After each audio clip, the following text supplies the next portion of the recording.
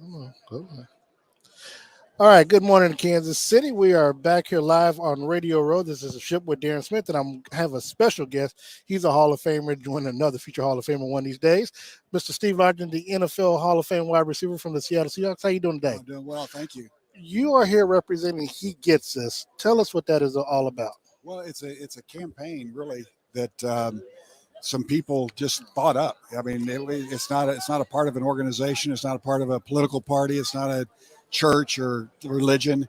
It's just some people thought it would be a good idea to have some commercials and have them specifically on the Super Bowl, 30-second spot and a minute spot, and talk about Jesus and his confounding love and compassion and forgiveness for people.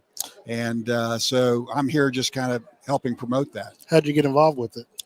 I got a call about 3 months ago that they were doing this, and they asked if I wanted to be involved and could come to meet the press and talk about what they're doing. And I was so impressed by that I said yes.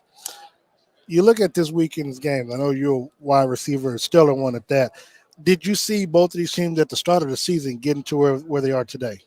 I would say that the Eagles are the biggest surprise, although by half the season over, they weren't a surprise any longer. The Chiefs were not as big a surprise. I'm a big Andy Reid fan.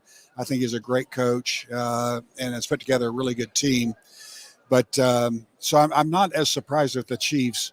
And then, the Eagles, they put together a great season. You play with some quarterbacks in your day. Are you, not surprised more or less, but did you see the evolution or the state of the quarterback getting to where it is right now? And by that, where do you see it going into the future? That's a good question, because the football game that they play today is not anything like what we played when I was in the league. They throw the ball so much more. A guy will have 85 catches for the year, and he'll average 6 yards a catch. Yeah. I averaged for 14 years. My yards per catch was 14 yards. So we threw the ball down the field a lot more than they do today, but they throw the ball so much more today than they ever did when I played.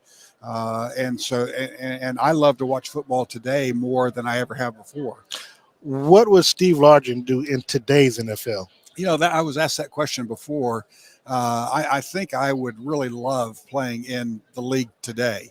I think catching the number of balls that are thrown to you today would be a heck of a lot of fun, and I think I would do very well. Now, that's saying in today's NFL, but how would you do if Patrick Mahomes was your quarterback? Well, that'd be a lot of fun. That's what I would say. That'd be a lot of fun to play with Patrick Mahomes, because he's a scrambler. He's a team leader.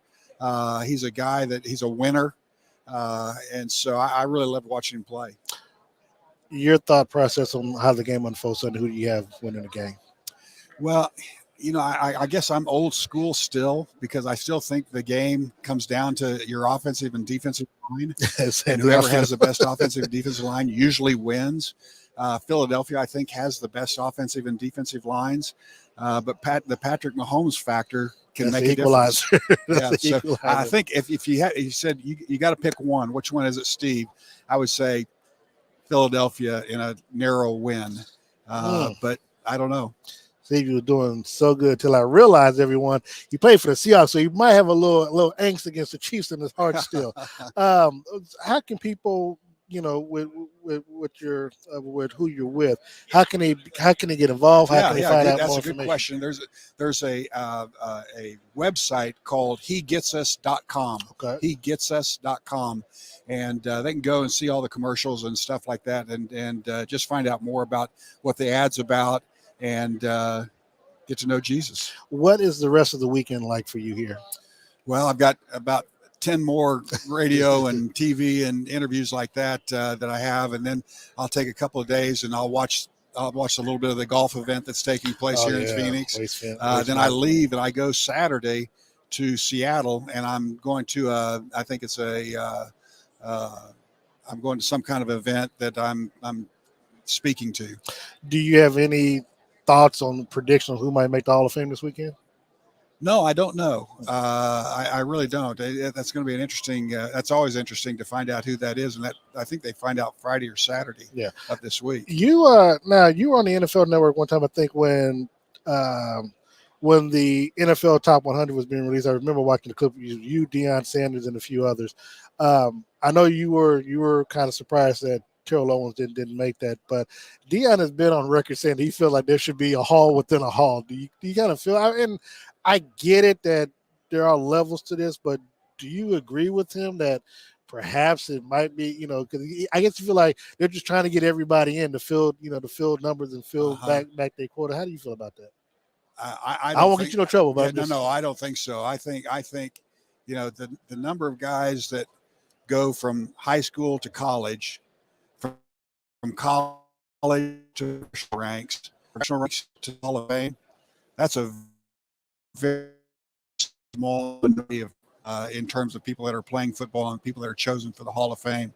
It's a very elite group of people, and I would not want to pick between the really good players in the Hall of Fame and the okay players in the Hall of Fame, because there aren't any okay players in the Hall of Fame. Oh, that's a good way to put it. Always a diplomatic man. I like to. Steve Larson, thank you so very much. Sir. Let people know one more time where they can go to hegetsus.com. Hegetsus.com. Appreciate it very much. We'll be back after this time out. Yes, sir. Thank you so much.